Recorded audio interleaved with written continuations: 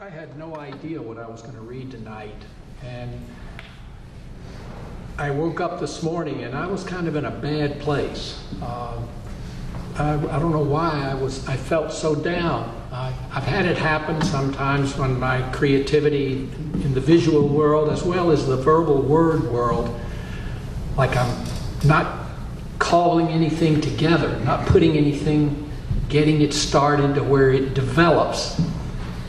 And I started going through some pieces I had written some time back, and I came across these two.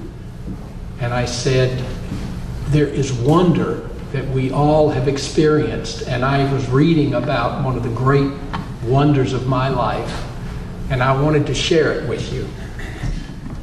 This first piece is entitled, The Coming of Our Miracle.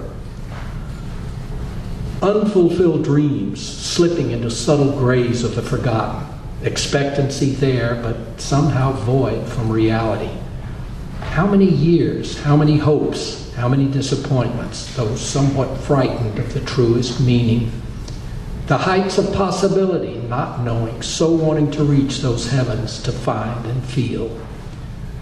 Heavens found, one October day, expectancy a glorious reality, the coming of our miracle.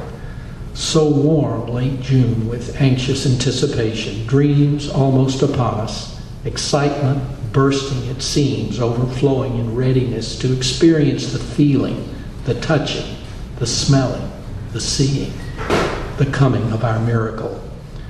So small, so delicate, so beautiful to behold, our love arrived. Our miracle has come. He has come.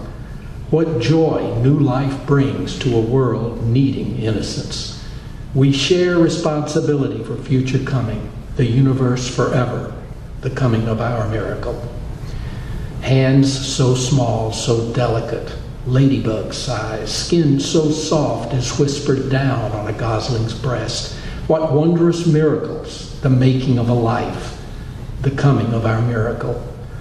Beginning dreams again for futures never possible before. How broad we feel, how much fuller of substance inside. Selfishness no more, we now live life. The coming of our miracle at last.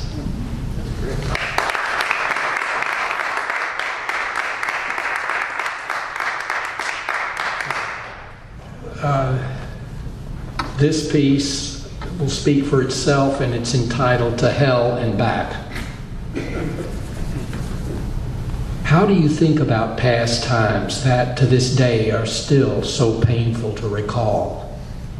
Years behind me that I want to stay in that unknown place of forgetfulness, but sometimes a recall can hopefully help in broadening who we are, that person we want to become. Years back, my son loved and played guitar, and in addition, ice and rollerblade hockey. These were his teen years of excitement and commitment to full of life's joys and dreams.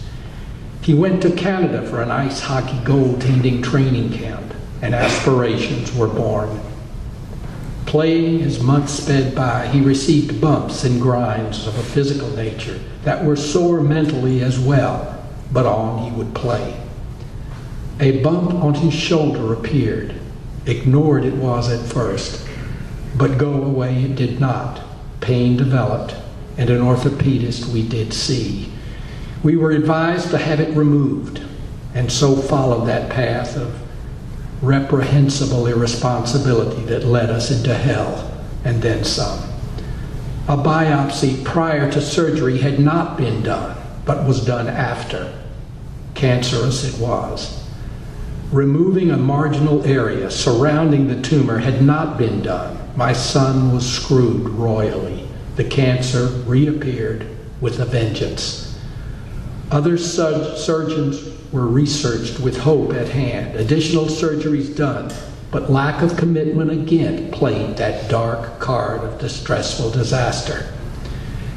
Give up we could not do. My wife made the saving grace call that with a gracious answer led us on to that long highway of healing. Surgeries were done.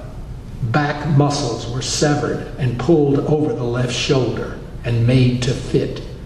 The lead surgeon also played guitar, as did my son, and he told my son he would do everything possible to ensure his continued play. To this day, and those to follow, we are indebted forevermore to the doctors so dedicated to not only saving my son's life, but also giving him a life to live. My son plays on. Radiation and chemotherapy became part of this saving. My son always took his guitar and small amp to play those hours of solitude after and before those treatments. He lost his hair, but kept on playing. He could tell his total concentrated focus. He was on his own happy pathway, so needed those days. A Hope House we stayed at those weeks of treatment. My son becoming friends with other young patients who were so much of an inspiration for us all. One of these young men who my son had kept in contact with did not survive. We were notified by his mother sometime after they had gone back home. He was so positive to the very end. Those lonely nights of solitude before sleep, I learned to survive from my son. Instead of guitar to focus upon, I would literally start a painting mentally and focus on each and every step from start to finish. And I did many works. My son to this day still plays his guitar. He is a member of several bands, has made several albums, and he really plays well. In retrospect, I realize the wonder of life, the joy of walking each day, waking each day, and the adventure that lies ahead. We are here for a short time, and I think reaching out to others is a wonderful give back. I look ahead each day to see who and what lies before me at my works, whether paintings or writings. They give me a chance to explore who I am, to analyze and make changes when needed, and hopefully to stretch a little bit further. Thank you.